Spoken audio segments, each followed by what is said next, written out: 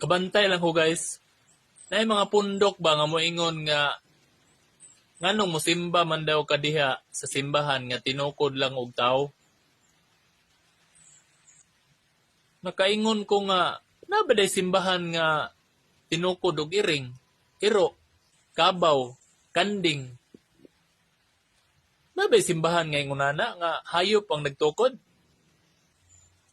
Paputol ko sa kong liog ba kung naay simbahan nga hayop ang nagtukod.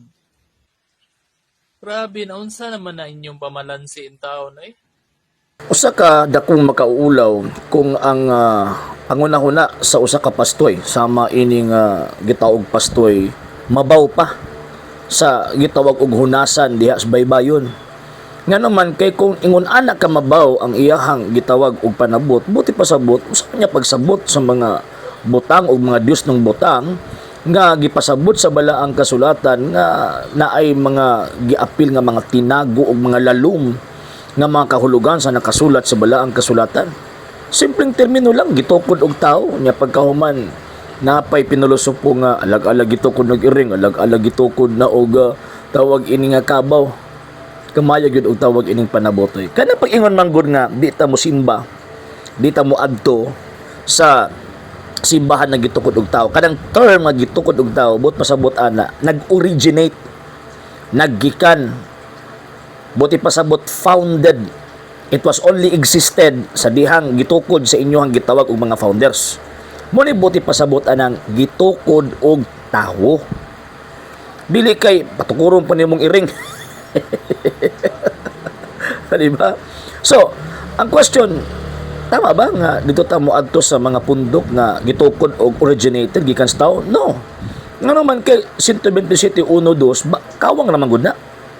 Kawang na ang tawag anang pundok nga gitinukod lag tao. Nya 17:5 sa libro ni Propeta Jeremias nga tinunglo ang mga tao nga musalig rapod og tao o musalig rapod sa kusog sa tao.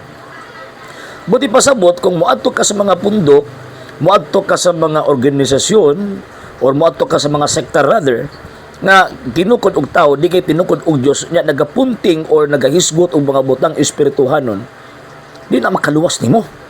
Nga naman kay sumala sa buhat sa mga apostoles ang Dios dili mo puyo sa usa ka balay nga binuhat lag tao. So buti pasabot nga na nga kanang mga created, originated and established nga sekta nga tao mo ay gatukod dili ang Dios, dili si Kristo, dapat biyaan na, dapat dili na dawaton nga naman kay maka-impyerno na og kalag. Na kini nga tong higala nga pastoy gawas nga mabaw kaayo ang iyahang panabot concerning sa ibig sa mga simpleng termino mo ni makaangin sa iyang mga membro padung to sa impyerno. Mo na luoy kaayo ang mga tawo nga motuo ini.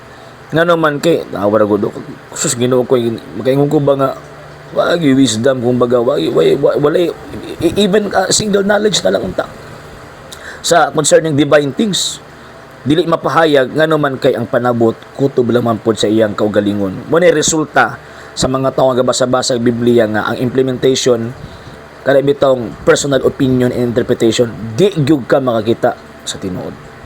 Okay, so mana nga dita pasakop sa pundok og tao o tinukod og tao rather nga naman kay madisgrasya tong kalag din na may impyerno atong kalag mauban ta ning pastoya nga mahiadto sa impyerno matingkagulat tong kalag dito adlaw gabi magamtos ta dangdangon tas kalayo. Okay? Sa hindi pa po nakapag-follow sa mga pages po natin, i-follow nyo po yung mga pages po natin, RJ Horolanciano II.TV, Apolia Punto Argumento page, Kuya Apologies TV page, and RJ's Vlog 2022. And pwede rin po kayo mag-send po dyan ng Facebook stars. And also, sa atin po mga channels, sa hindi po nakapag-subscribe, i-subscribe po ninyo yung mga channels natin, Dalay Catholic, Apologies International Official, RJ Santo II.TV, Kuya Apologies TV, and Barrio Kawayan Religious Forum.